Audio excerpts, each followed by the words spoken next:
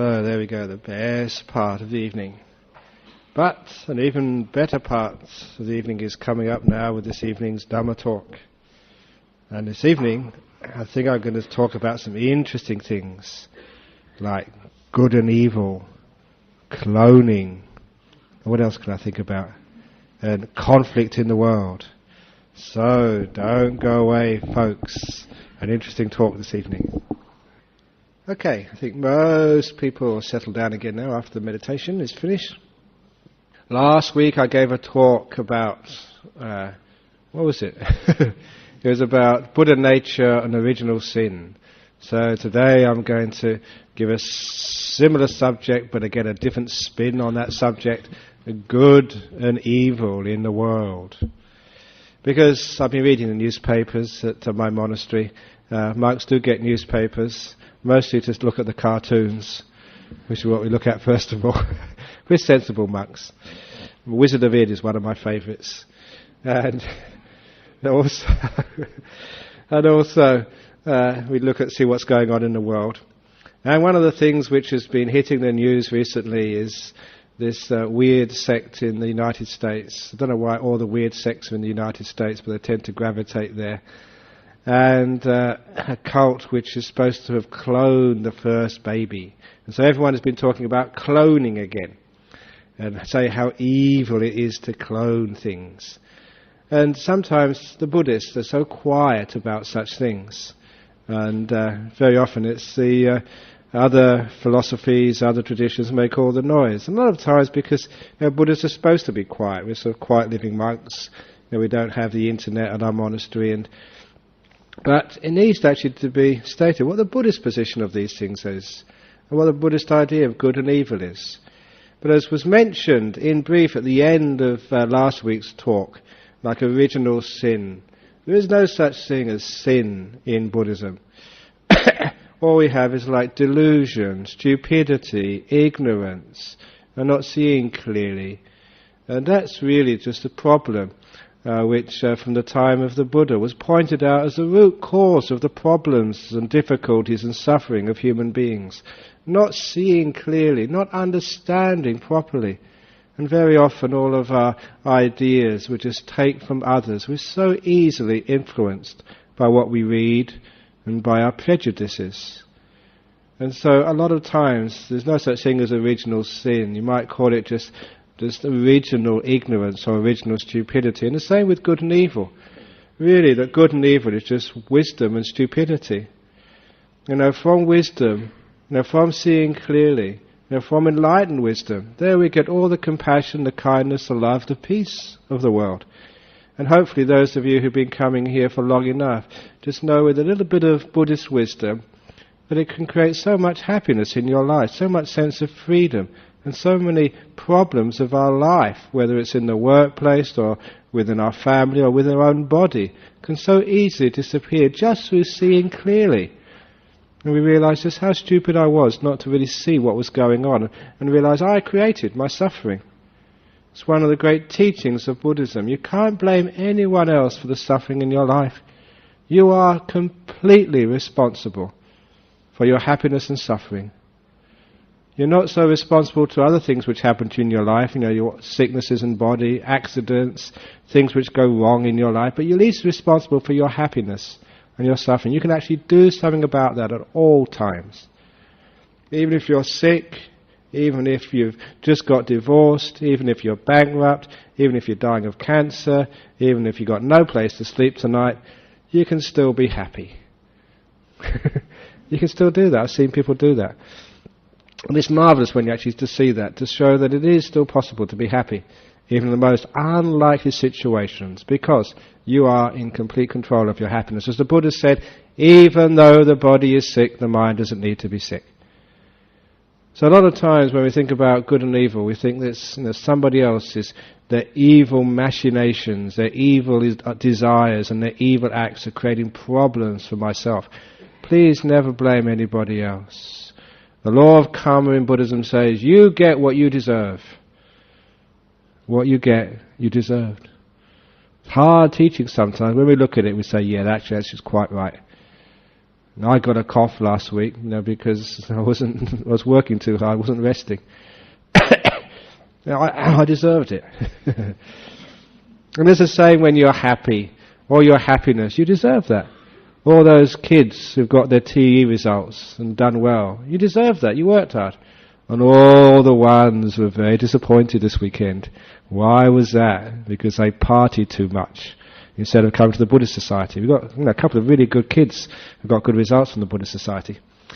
So, we always get what we would deserve. So a lot of times when we talk about good and evil in the world, it's really like delusion, stupidity.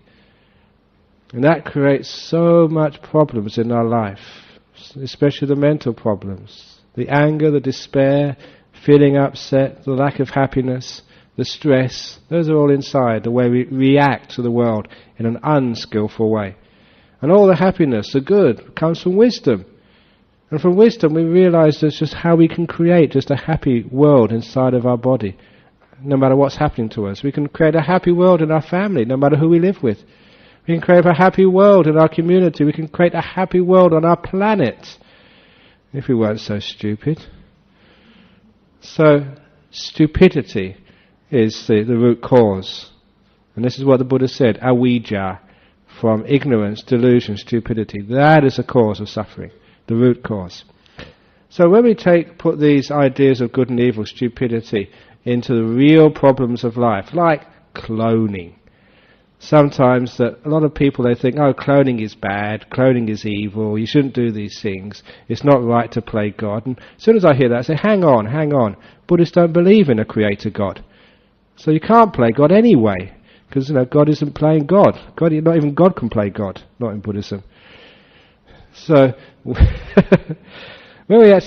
I've heard many Buddhists say this, the Buddhists shouldn't play God. My goodness, you guys are supposed to be atheists. What are you saying? You're just repeating things which you heard outside.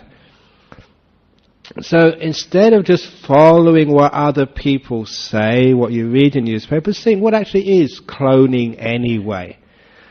As far as Buddhism is concerned, just straight down, all cloning is doing is just creating another vehicle for a stream of consciousness to come into and occupy for this lifetime. Even when you create babies, you're not creating a life. You're creating a body. And that being who comes into your womb, into that baby which you give birth to, any mother would know that hasn't come from them. My goodness, that some mothers and fathers, such wonderful people, they get monsters for children. And sometimes some parents are monsters themselves. And they get wonderful kids. And where did those kids come from? My goodness, they didn't come from the father or the mother. They're completely out of character with their parents. Have you ever seen people like that? I have. My father and my mother weren't monks. Look at me now. Completely out of character. But nevertheless, when we actually see, just understand, according to Buddhist theory, and it can be proved, it has been proved, and you can prove it for yourself if you want, we don't come into this life with a blank slate. To say that all beings are created equal goes against Buddhist wisdom. We're not created equal. We're not created. We come into this life with the karma from our past, with all the experiences from many lives. We come into this life with our tendencies, with our proclivities, with our potentials. And any sort of mother with a young child would know that some kids have got different tendencies than others. They've got different potentials. What they do with those potentials and those inclinations is something else. But I think each one of us can actually see that for ourselves. And some people are born Mozarts. They're 2 or 3 years of age and they're already creating symphonies. My goodness, how could that come from parents? And even these days that I was reading in the Time magazine about cloning and these and already clones being identical twins.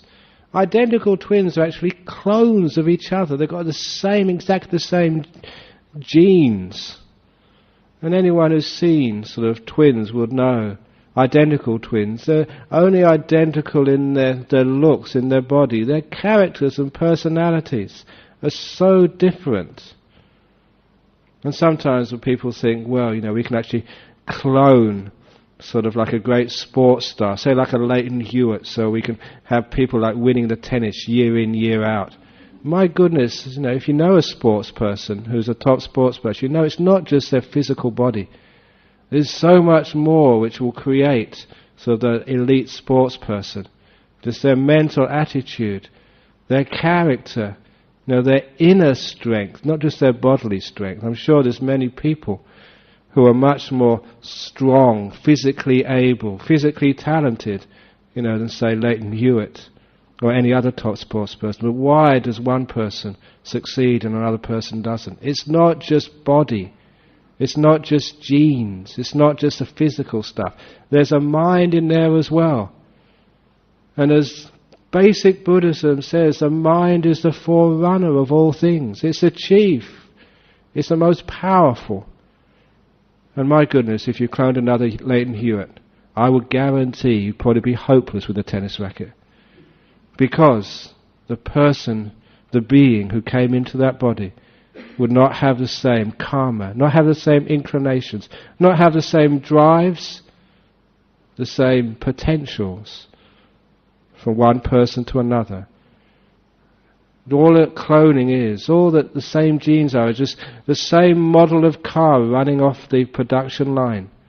And you can have 100,000 models of car coming off the production line, identical to each other, but, as we all know, it's the driver is perhaps the most important ingredient in the car.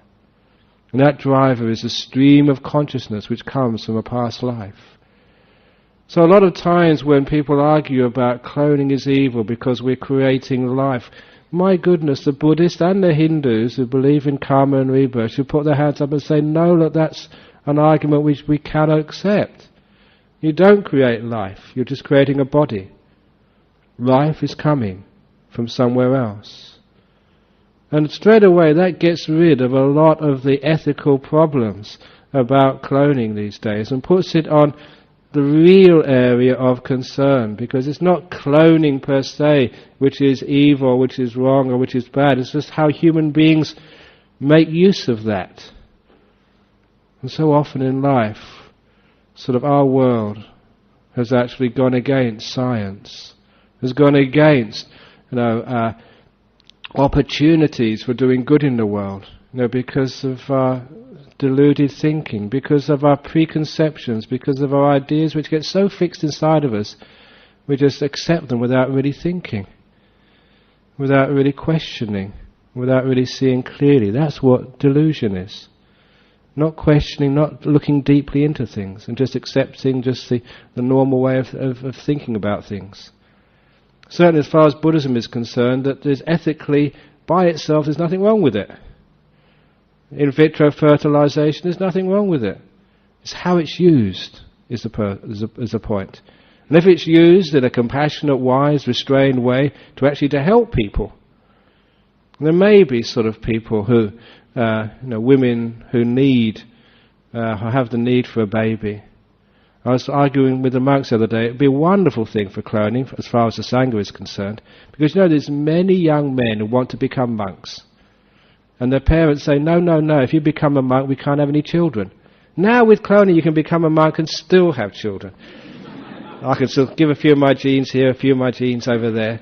And then my mother can have her grandchildren, doesn't really matter with me. Or the other question which people keep on asking, they ask this so often in talks, they say, because I always like to make more monks and nuns in the world. They say, well, if everyone became a monk, what would happen with the world? Now my answer is cloning.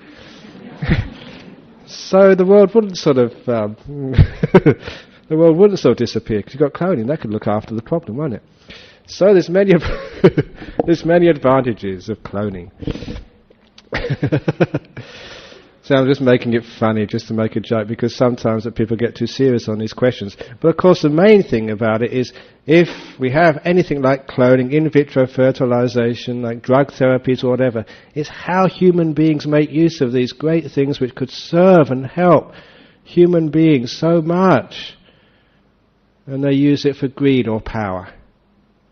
And that's the thing which make something like cloning dangerous. Because where there is the power, to give the opportunity for a being to come into this world, where there's the power to adjust, some of the potentials, the physical potentials, then sometimes, too often in the world, that power is misused for selfish ends. It is the cloning by itself is not the problem. It's just how human beings will make use of it. That is the problem. It's the same with euthanasia. By itself, not so much of a problem. It's but how people can make use of that, especially if your auntie is very wealthy and has got a big will. Those are the problems which you can see.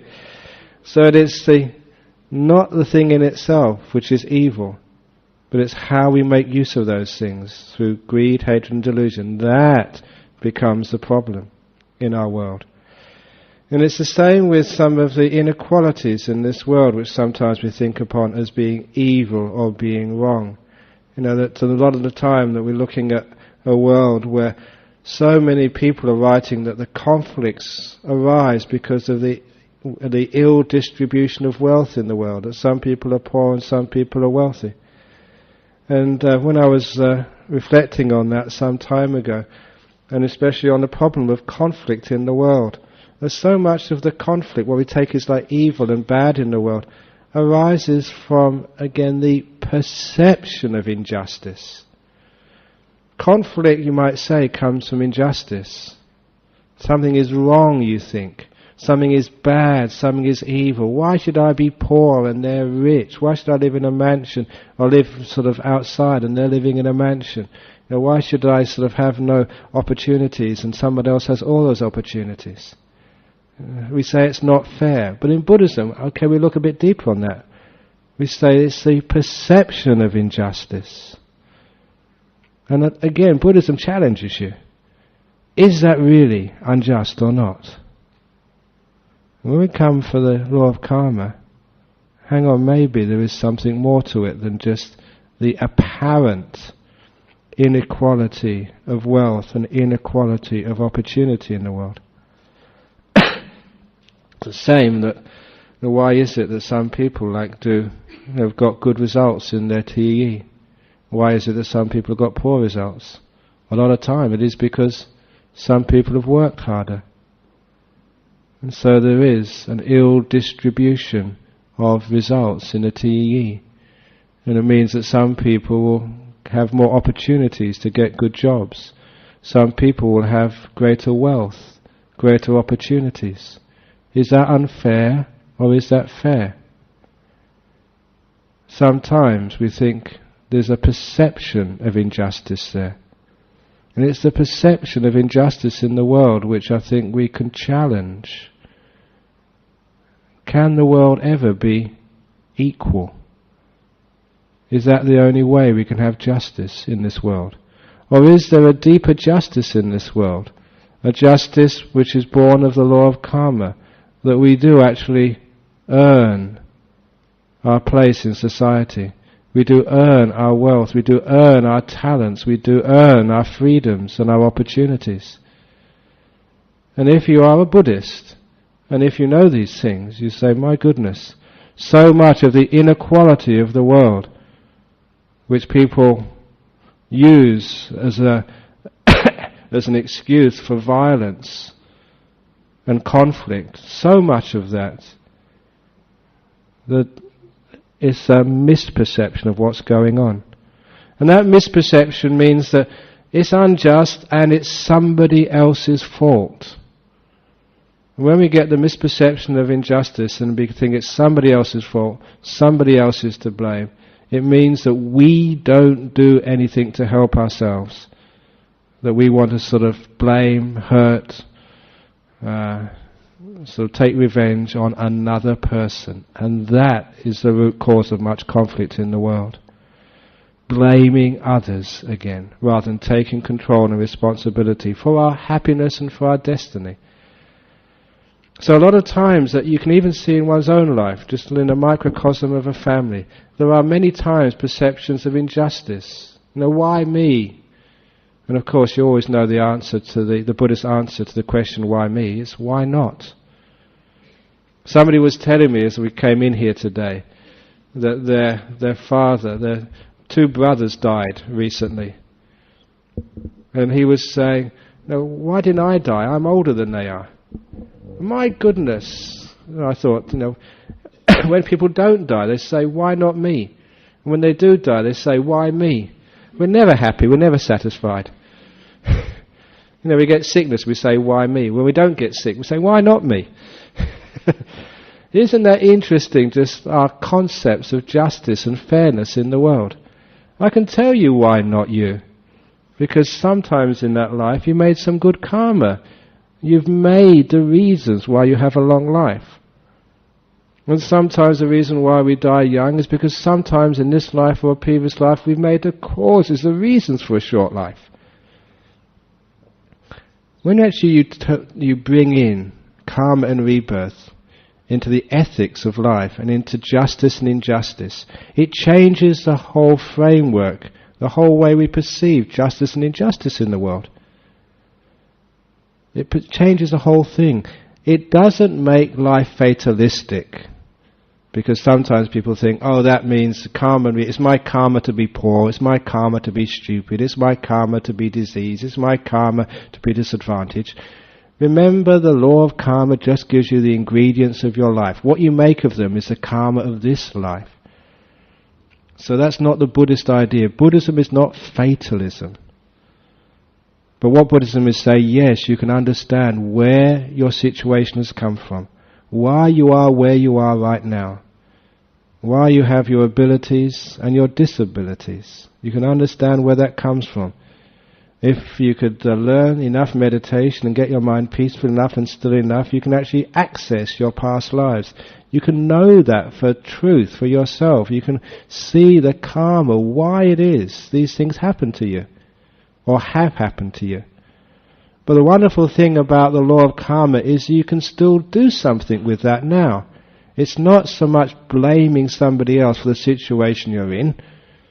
Because if you blame someone else for the situation you're in, if you look upon it as unjust, and you're in conflict with somebody else because you're blaming them, you just make matters much worse. And you're putting off the job, the task which needs to be done. Because no matter what your situation you're in, you can always do something about it right now. Not somebody else, but you can.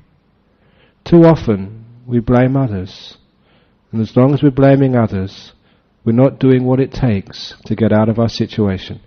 If you're in a swamp, drowning, and you blame others, somebody else for pushing you in, they shouldn't have pushed me in, why did they push me in? You're wasting time. You should be swimming and struggling to get out, instead of blaming somebody else.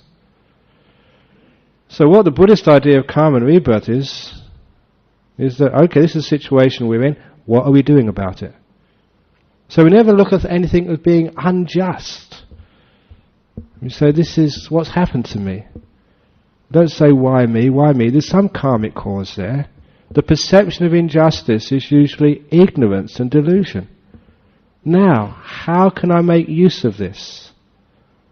Like sometimes in my life as a monk, sometimes I think, why do I always have to give the Friday night talks? Why do I always have to talk to people afterwards about their problems? Why do people with marriage problems always have to come to me when I've never been married? That's why I didn't get married. That's why I became a monk, to get out of all that sort of stuff. When people come and ring me up, and why do they always bother me? Sometimes they ring you up in the evening and they want, counselling over the phone, dial-a-monk service we've got these days. Why is it always me? Why do I always have to go overseas and do these tours? Why always? I saw that years and years ago when I was a young monk, when sometimes the senior monk would give me the washing to do, because it's part of our monastic tradition. We look after each other. The idea of seniority, whoever's your teacher, you really look after. And you do your duties to a teacher, like you should do duties to a parent. So that it's very rare I have a chance to wash my own clothes, because the other monks, would take them and wash them for me. Even sometimes they ask, can I wash your robe? Even when it's clean, I let them wash it. Because they need to make merit. So it doesn't really matter. And when I was a young monk, this abbot would so often give me his robes to wash. And of course I found myself saying, why me? There's other monks in this monastery. Why is always me has to wash these robes of this big, dirty old monk? He's old enough to wash his own robes, moan, grumpy. This is unfair. I thought that was not right. Until, I was actually the perception of injustice. And I realised afterwards that somebody actually told me, said, look, that's not the way of looking at it. If you look upon it that way, your whole life will end up being miserable, resentful. You'll be an angry person. And isn't that how many people live their lives? Why me? Why do I have to do all these things? Why does it always happen to me? Why is it me always has to wash the dishes? Why is it me always has to do this? In married life, if you start doing that, that's divorce is next week. You're on the wrong track. Instead of that way, I was told, look, this is a marvellous opportunity to do service. Good karma is like helping your teachers. Like doing something for somebody else. It's compassion in action. It's not just sitting there, may all beings be happy and well. It's actually doing something they can may be happy and well. And that sort of changed the whole attitude I had to service. And instead of thinking, why me, I thought, what a wonderful opportunity that was to make good karma. To do something for somebody else, to wash somebody else's clothes for them. So they could spend more time teaching others and helping solve the other people's problems. And so I changed my whole attitude. Not only was it more fun to wash those robes, also it went much quicker, I was much happier, and I was learning a very powerful lesson in life. Instead of being resentful for all the apparent injustices which were heaped upon me in life, I looked upon all of those things which once I didn't think were fair as wonderful opportunities to work with in life, to accumulate more good karma, to do more good things, to help to serve and do more in the world. And that's been my life for many years. If there's a job to be done, instead of thinking, leave it for somebody else, say, I want to do it. I remember telling you the story of Ajahn Chah's feet. This is our teacher in Thailand. It was also the job of the monks to look after their teacher by washing their feet after they came back from alms round. Because we go alms round every morning with our bowl, walking barefoot along the dusty village paths just for our morning rice. It was part of a tradition of being a Buddhist monk, being a mendicant. A mendicant means someone who goes, they don't actually physically ask for food. It's not like begging in the sense of asking, but actually going there and giving the opportunity for people to give you the food for the day. So that's why we didn't need any money. And after coming back, it was a job of the junior monks to actually to wash the senior monk, the teacher's feet. And of course, it was very strange for a Westerner, first of all, to do that, to wash somebody else's feet, especially when you thought the fellow was old enough to wash his own feet. He was completely capable. Why do I have to wash it? But what really upset myself, and an experience with many other monks had, was when not just one monk, but about 20 or 30 monks would rush up, and wash this monk's feet. There's a whole crowd around this monk just washing his feet. And my God, how stupid that was. Maybe one or two monks. Maybe we should have a roster. One monk, it's your turn today, and it's your... You know how we do it in the world? In the Western world. Let's have a roster, let's organise it. But that wasn't like the way at all. Just there was a rush, and people had to run to grab his feet and wash them. I couldn't understand what was going on until... Because I came from a scientific background, I did theoretical physics in Cambridge University. One day, sitting there watching this, I thought, look, the only way to understand what's going on here is to do an experiment. So I decided the next time Ajahn Chah comes back, I will get up and I will race the other monks to wash his feet. And so I did that the next time. It was wonderful. You raced there to try and beat all the other monks. And I managed to get a little toe. I was so happy. I got a little toe all by myself to wash his little toe. And it's amazing just how much happiness you got. out of actually serving someone else, of doing something. Okay, it's a really stupid thing. He could have done it by himself. It was only a little toe, a tiny little thing. These Thai monks aren't that big anyway. And you got so much pleasure out of that. And what it was teaching, I realized why the monks weren't going on a roster. They weren't sort of trying to organize themselves while they were racing each other, because it was far more fun. And just wanting to serve, wanting to help, wanting to do good karma. And there was no idea of like injustice anymore and trying to have a roster. This was like a chore to be done. And it became you wanted to do these things. And the whole life of the monastery, all the chores and the duties which you had to perform, they were never looked upon as being something which you didn't want to do. But they were looked upon as things which you were looking for the opportunity to do. You couldn't do enough of them. You chose, sometimes when it was hauling water for the wells, you got up before the bell so you could do it for the other monks, so they didn't need to do it. It was a whole idea of not injustice, but seeing how much more you could do for others, not how much less. It was how to work with what before was apparent injustice, unfairness, in a completely different way. And so it taught me just what I thought was unjust, unfair. Why me? Why do I always have to do so much? And why do these other monks don't do hardly anything at all? I realized that was just delusion. That was the evil, which was creating so much suffering and unhappiness in my life. And so this is how I teach the monks at a monastery. We have a lovely monastery now. People are always willing to help and do a little bit extra. Wouldn't it be wonderful if in your family it was the same?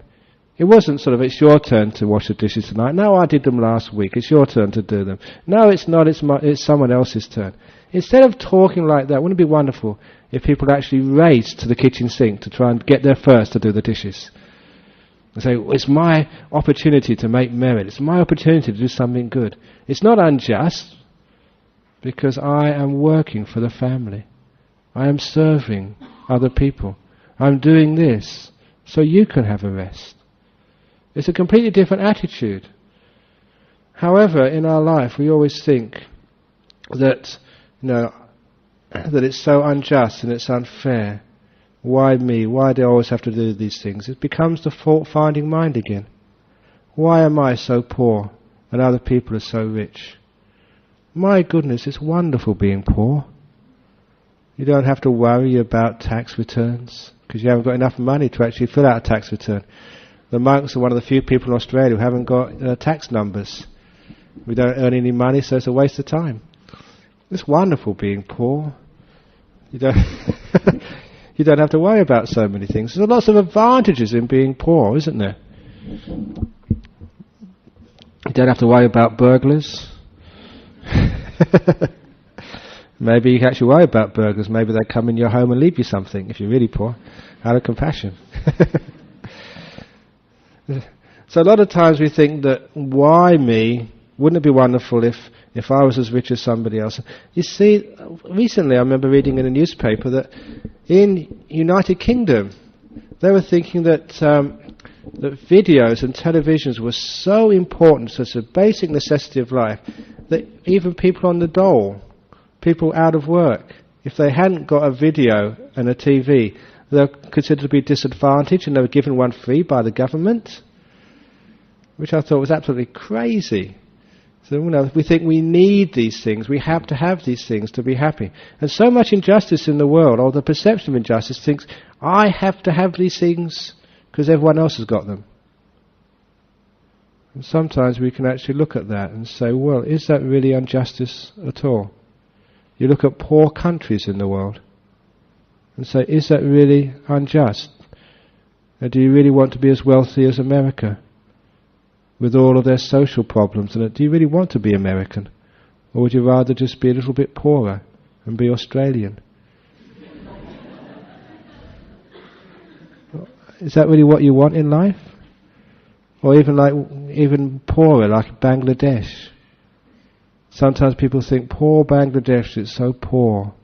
That's why we have every year just the collection for the orphanage in Bangladesh. But some years ago, the London School of Economics did a survey.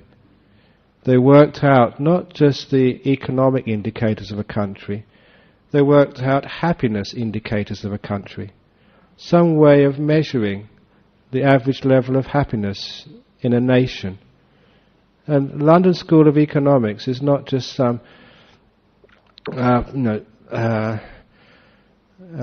university with no prestige in the world. This is a well-known university with some amazingly smart professors and lecturers. And having worked out some way of measuring a country's happiness, some indicators, then they applied those criteria to every country in the world to find out who was the happiest country. And when they took in not just the economic state of a country, but doctors, nurses, family, general states of happiness, the country which came out as the happiest country in the world was Bangladesh. According to the LSE, their happiness levels exceeded other countries. And it was so startling that when I read that I couldn't believe it, but that was true. Sometimes we think how unjust it is to be born in such a poor country. But is it a poor country? Or is it just a poor country economically? Do we really understand what poverty is? Or do we just look upon it as just the usual way of judging to see what the gross national product is? Many years ago a monk said the GNP is not the way to judge a country. You should look at the SNP. SNP is a subtle national product. The GNP is the gross national product, and money is gross. And so the subtle national product is like how families can stay together. Like the divorce rate in a country would be a huge negative to the SNP. The amount of misuse of drugs and alcohol would be a huge negative to the SNP. It shows there's some deep emotional problems there. The suicide rate would be an indicator of the SNP. Low suicide rate would be high SNP. A big suicide rate would mean there's not a happy country at all. Those sorts of indicators, if we applied those to countries like Australia, how would we rate? So you can understand just the happiness quotient of a country.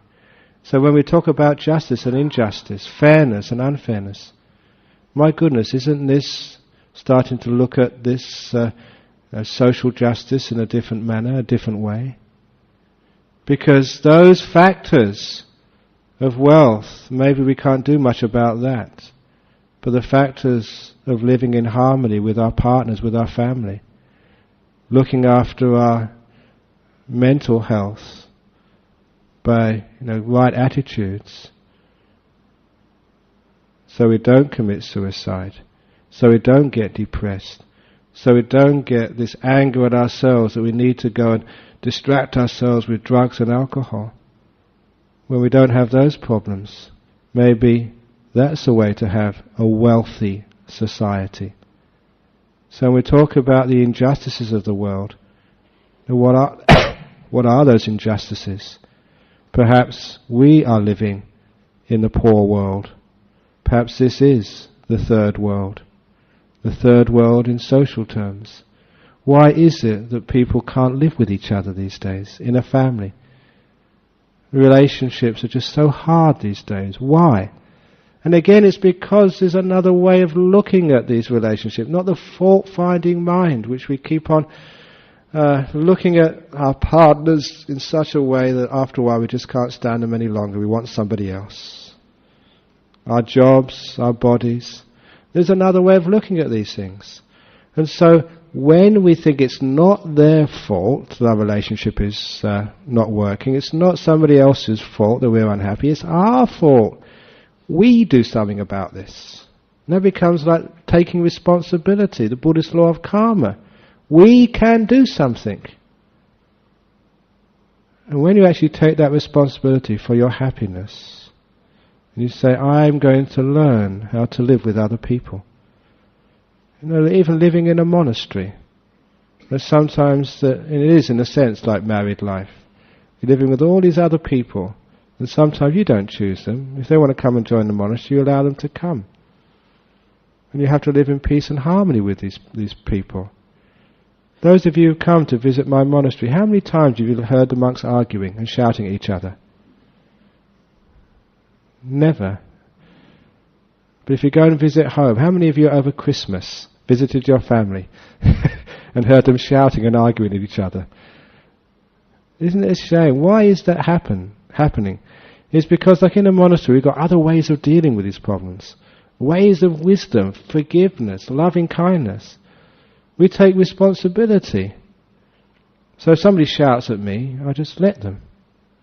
But I don't shout back. Find out why it was. What was the reason why they're upset? Find the root cause.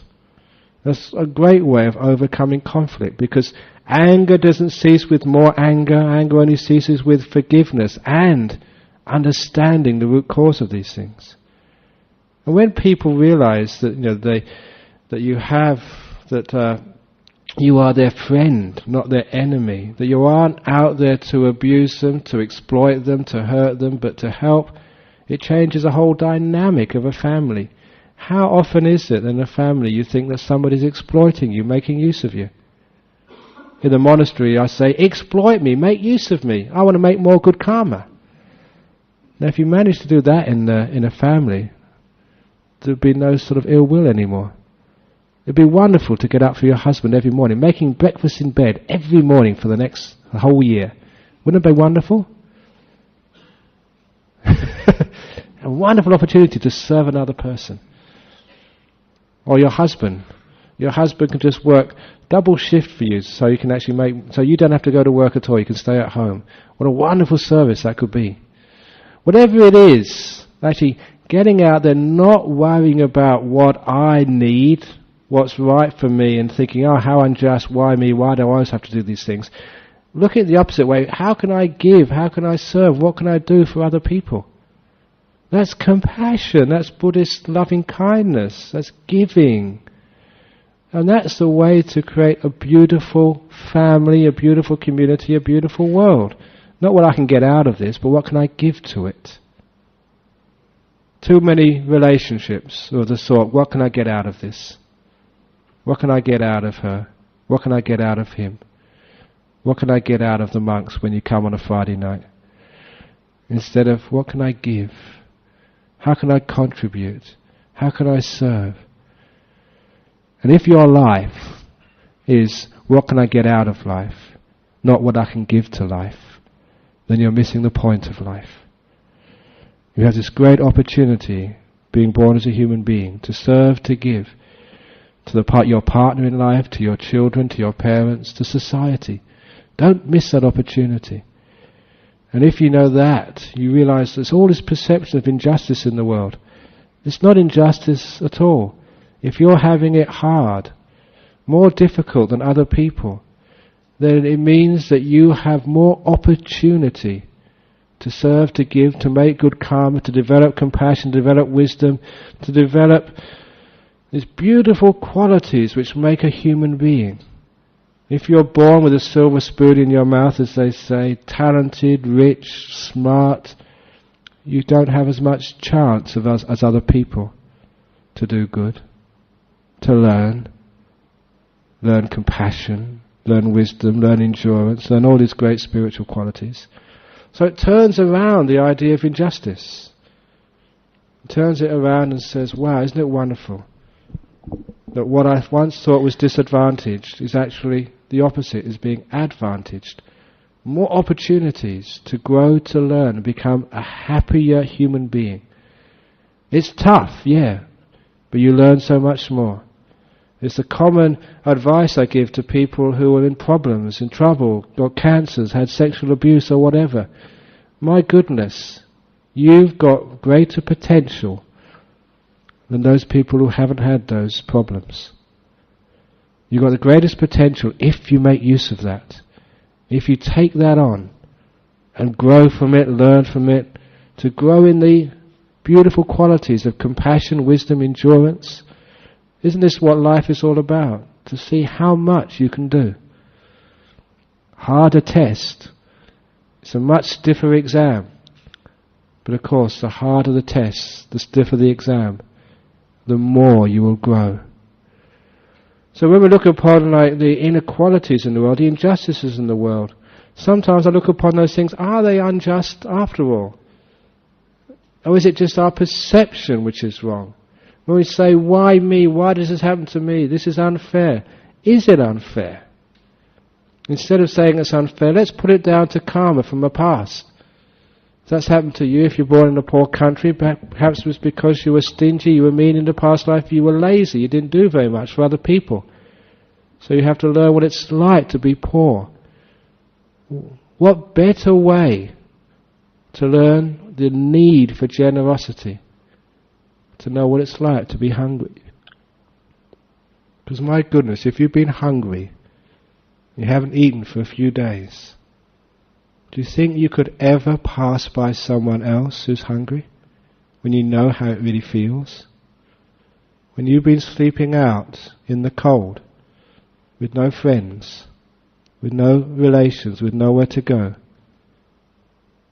when you really know what that's like, could you pass by someone else who was homeless and cold? When you know how lonely life can be, would you ever turn away from someone else who needs a friend? Isn't so much of compassion learnt by experiences of pain, loneliness, hunger, suffering? It can be, but too often we waste the opportunities by saying, it's unfair, it's unjust, I want revenge, who did this, this is not right. So this is actually how we can do and learn from these injustices. And we actually make injustice into something completely different. Instead of having wars, instead of trying to solve injustice in the world externally, try and encourage people to make use of the situations and the lives we're in. If you're in a poor village in Bangladesh, instead of like just wanting to just have a huge mansion and go to United States or go to the West or whatever, stay in your village, work hard. Lots of people are there to try and help.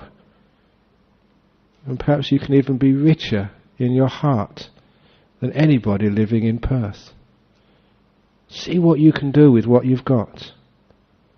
And certainly that I've lived in the poor parts of the world. Northeast Thailand 30 years ago was very, very poor. And I know what I'm talking about, even though there was poverty there. The food was disgusting. Still that people had a happiness there, which is very rare to see these days. And still some of the scenes of those first years are etched in my mind forever. Just right in my mind now is one evening just walking into the village of Bungwai, one evening to go to a little ceremony, chanting in a house. There was no electricity in this village. There was no televisions or radios. And as you passed house after house after house, you could see the whole family sitting on the upper veranda. You could see their faces illuminated by a little oil lamp. The oil lamp was made of a rag which was shoved through the top of a toothpaste tube. The little opening in the top there made a wonderful wick, and was just floating in kerosene. And as I watched house after house, I looked up to see there was about 13, 15, 20 people in each house. The grandparents, the uncles, the parents, their brothers, the uncles and the children, sitting around an oil lamp, just telling stories to each other, which they'd been doing every night of the year ever since they had known it. When I saw that, I realized there was something which I'd missed in my upbringing in London. We used to watch the TV. In those days there was only 2 channels in London, ITV and BBC. And we used to argue tooth and nail about which channel to put on. You had your channel on last time. No, I didn't. It's my turn now. And my goodness, that's what we used to do most evenings, argue. And there was a family of not just 3 or 4, 13, 14, 15 people, talking to each other, being with each other, telling stories to each other. And I realized when I saw scenes like that, I was deprived. And that wasn't a poor country after all. It was poor in wealth. It was poor in food. But it was rich in time. It was rich in family. It was rich in happiness. It was rich in compassion. It was rich in peace. In many of the things which we don't really notice in our world. So when I look at injustice in the world, sometimes I look and say, what are people actually fighting over? Poverty and wealth. What are we really fighting for? Sickness and health, opportunities. Opportunities to do what? So a lot of the problems, not all the problems, there are injustices, there are cruel governments, there are people who are tortured and treated just abominably, which we should try and do something about. But a lot of the perceptions of injustice in the world are based on delusion. And that is the evil. When just been to Malaysia for a couple of weeks, the Muslims in Malaysia, I just feel that they're being treated unjustly by the Western world. That their culture is being threatened. That's a misperception. But that perception of injustice is being cruelly exploited. And it's causing huge problems in our Western world, in the whole world. How many wars start because of perceptions of injustice, when really it's just a misperception? So, a lot of the ideas of good and evil in the world, good and evil, there's no good and evil. It's wisdom and stupidity. Not seeing clearly, not thinking for oneself, not looking deeply into things, and seeing things in a different way.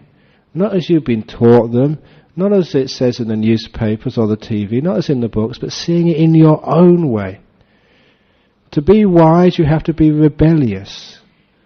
Going against the stream of the world and seeing it for yourself. So don't go around, just aping what I say. Those people who disagree with me, I love you so much. Because you're at least thinking for yourself. And that way you're challenging, you're looking deeply into things.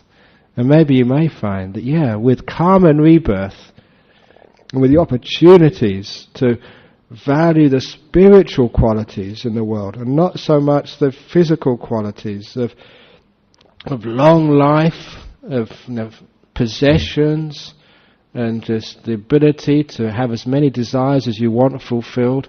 Those aren't the real freedoms of the world, as I keep on saying. That's the freedom of desire. The freedom from desire, which you find in a loving relationship with family, at peace with one another. Just at rest. When you're free from desires, free from problems, free from difficulties. Those moments of peace are just the most wonderful times of your life. When you're so content you don't want anything else. That's the real wealth of the world. Contentment. So when you look at injustices in the world, is it because you're not really understanding what justice truly is with the law of karma? And one thing you can actually say, no matter what you've got to deal with in life, is always a possibility of enlightenment at any moment. It doesn't really matter if you're sick. It doesn't really matter, if you're poor. It doesn't really matter if you haven't got a home to stay in. You can become enlightened at any moment. In other words, you have the potential for real freedom. When everyone has that potential, then you can't say that there's injustice in the world. Everyone has the opportunity to be at peace, to make beautiful minds of themselves. So, a lot of evil in the world is just stupidity. Not really seeing things clearly, not seeing things properly. And because of those perceptions of injustice, whether it's in the Muslim world, whether it's in poor people, rich people, advantaged, disadvantaged. What was it just when I first came to Australia? There was a big strike up in the north in one of the mines. And it was because they only had vanilla ice cream and they demanded chocolate ice cream. And the company, I forget which mining company it was, said, no, you can only have vanilla ice cream. So they went on strike for a couple of weeks. Because that's not fair. We demand chocolate ice cream as well. See, perceptions of injustice. How stupid some of them are. That's an extreme. But, do you think you've had a hard time this week? Do you think you've been treated unjustly? Do you think that life is unfair? Now I ask you, is it fair? And I say, yeah, it is. So stop complaining and do something about it. And you can make so much of what you have in this world. Instead of complaining, getting negative, getting depressed, suicidal, divorcing, and going into drink and drugs and all these terrible things because of the wrong way of thinking about injustice. Good and evil, cloning, think it out for yourselves and see if there's another way. So that's the talk this evening on good and evil, cloning, and solving all the world's problems this evening. So the world's problems are all solved, everything is fine now. What a wonderful way to start the new year. Okay, that's the talk this evening. Now, I hope there's some questions. No, yeah, it's saying that if you haven't got a roof over your head, if you haven't got any food, stuff like that, it's not possible to get enlightened. The only people who can't get enlightened according to Buddhism is if you killed your parents. That's supposed to be such heavy karma, you can't become enlightened in this life. Or you created a schism in the Sangha, or killed an arahat, things like that.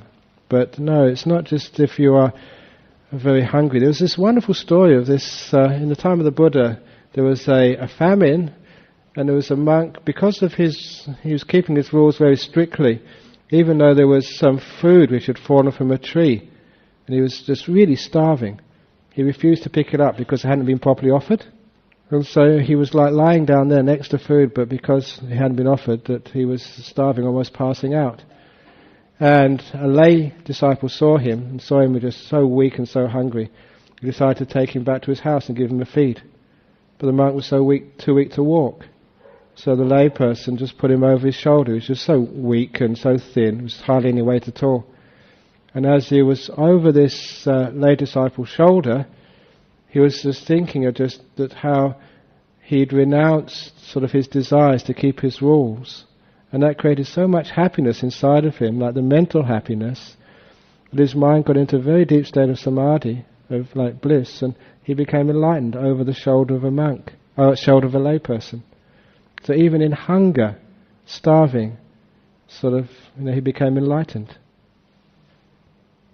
And not enlightenment, but I noticed even like being very, very sick, you can get into very deep meditation, because I've done that myself when I had scrub typhus once.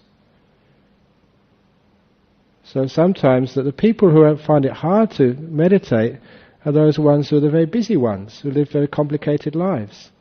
Basically Westerners. Because we do think so much, don't we? We're disadvantaged by our education. When it comes to some of the, we know so much that we feel too little. We always want to give things names rather than just knowing it, just feeling it, experiencing it.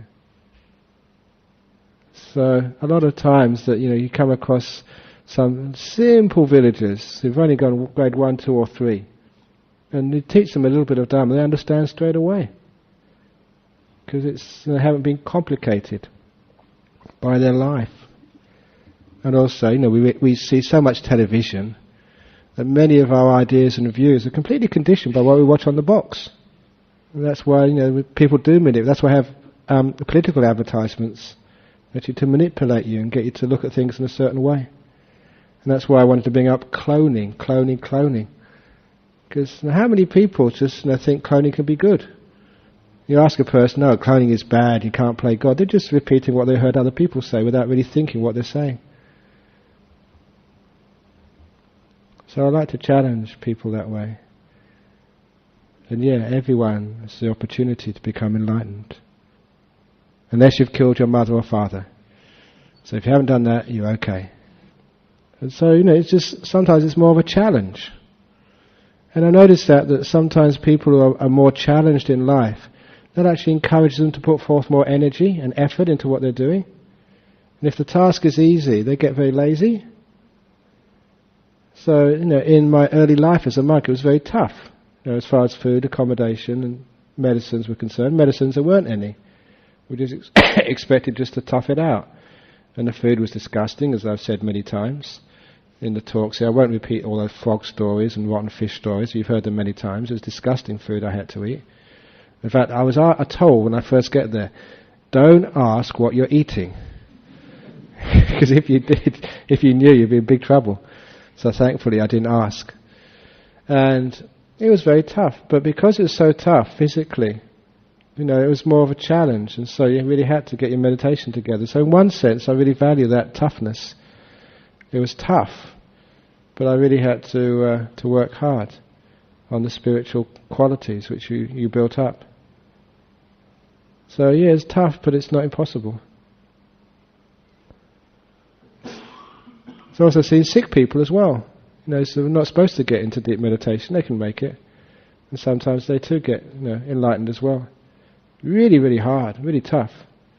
But okay, when the chips are down, you really go for it.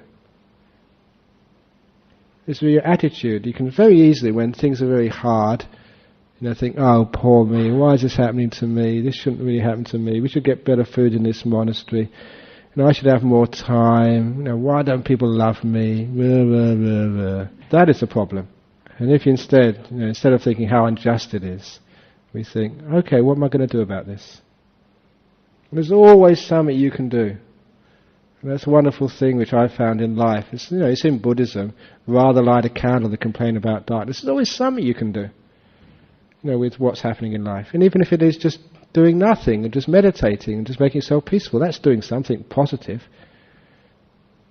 In that way you find you can actually make a wonderful life for yourself.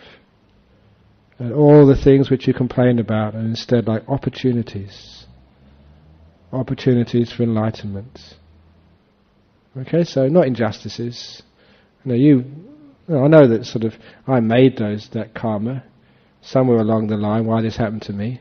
It's interesting that sometimes this karma and rebirth, once you actually bring this into some of the problems of our life, whether it's euthanasia, whether it's cloning, whether it's wars, senses of injustice, you bring karma and rebirth into the equation. It changes so many of the conclusions which people come to. And nobody ever mentions karma and rebirth when we talk about cloning, or we talk about euthanasia, or we talk about justice in the world. And my goodness, whether people think it's right or whether it's wrong, there are quite a few, almost 1 billion Buddhists in the world. I think some of their views should be taken into account as well. At least they should be respected, that that's a valid way of looking at life. You may not agree with it, but my goodness, it's as valid as thinking you only live once. And so when we actually bring those equations, considerations into the equations, karma and rebirth, it makes a different conclusion to the problems of cloning or rebirth, of cloning or perceived injustices in the world. The problems are like people dying young, which creates so much confusion and sometimes anger in people. Why did they die so young? They're only 3 years old, 4 years old. That's really unfair. And if it was only one life, my goodness, it would be unfair. They haven't had much of a chance.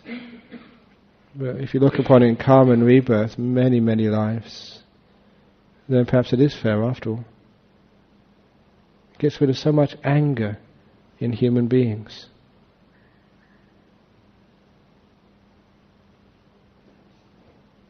Thanks for that question. He always gives really good questions. Yeah. Thanks. Yes. Next question.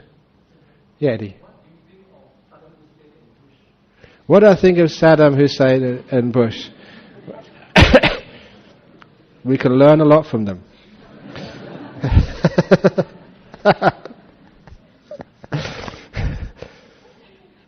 You go and help. Because passivity has got nothing to do with Buddhism. We've got right efforts of doing things. My goodness, that I'm probably one of the least passive of monks. I come here every Friday, I work my butt off all the time in the monastery and overseas and goodness knows what else. But, okay, look about with aggression when something's being attacked. There you've got to be very, very, very careful there, because sometimes that, the quick solution is very often the wrong solution. And you're just actually making more problems in the future. You have the compassion there's a problem, it needs to be solved, but it's the solution which is very often wrong. And I've never seen, almost never seen, any case where aggression or violence is a solution which is going to last. Sometimes there's many other solutions which are preferable to violence. The history of our world just shows that when we try and trade violence for violence, it just gets worse and worse and worse. And it's no solution after all. Look at sort of Palestine and Israel. My goodness, they all justify their aggression to each other because they think it's necessary. But it never works. And look at people's lives when your wife or your husband sort of shouts at you, and I'm not going to stand that, and you shout back. You can still be assertive. Find out the reasons why and deal with those reasons. And there's always the positive forgiveness what we have. It's finding out the cause of the problem. And a lot of the causes I mentioned this evening is the perceptions of injustice. And the solutions is actually solving it not on the external but on the internal way. And then, my goodness, if with all the bombs and the problems which have gone on in Palestine and Israel over the years, if all the money which has been wasted in just lost lives and medicines and rebuilding and bombs and stuff could actually be put into creating jobs, giving food to people, giving education to kids. I mean, how much does a cruise missile cost? It's something like $3 or $4 million or something US. And I think how much was the so-called war in Iraq about to cost? I think it was a few $1 trillion or something. A couple of 1,000 million US dollars. Just wasted on armaments. And imagine if all that money, instead of being paid for by bombs, just could be given to the people of Iraq. So here's a check for $1 trillion. What would the people of Iraq do? They'd love the Americans so much. The Americans just could walk into that country. And they'd be welcomed in every home. What I'm actually saying is there's always other ways of dealing with things rather than violence. But sometimes you need to be assertive. Sometimes you need to stand up. And just, when somebody is shouting at you, you just say no. Violence against women. You take no notice of it. You find out a way of avoiding the conflict. If anything, run. Find out why you're in that situation to begin with. Don't just take the easy option of just someone hits you, hit them back. And it's not just turning the other cheek. If someone hits you and you turn the other cheek, you just got to go and see the dentist twice rather than once. That's passivity. You've got to sort of be more wise than that. Find out what the reason is. Why is a person actually getting so aggressive? So I think that's the solution which the Buddha was suggesting. Violence doesn't cease by violence. Anger doesn't cease by anger. It takes much more work to actually find that sort of non-violent solution. But it's not a passive solution. It's actually getting in there and solving the problems, doing something about it. Whether it's just talking to a person, being friends with the people, and communicating with one's enemy. So we realize that we can actually be friends, and it's in our interest to be friends. Yes, one last question, and then we finish for the day. Absolutely, yes. That's a danger of if you're born into wealth, talent, sort of good health. It is. There's a danger of good karma, complacency. That's why we always have the wonderful teaching of anicca. It's impermanent. It won't last. So my goodness, you've made good karma to get where you are, but don't just waste the opportunity. Now you're here, keep on making good karma so it lasts a long, long time. Yeah, this is interesting that we always think that we are wealthy and the people over there are poor. What I was saying this evening, you're the poor people. The people over in Bangladesh are the rich ones.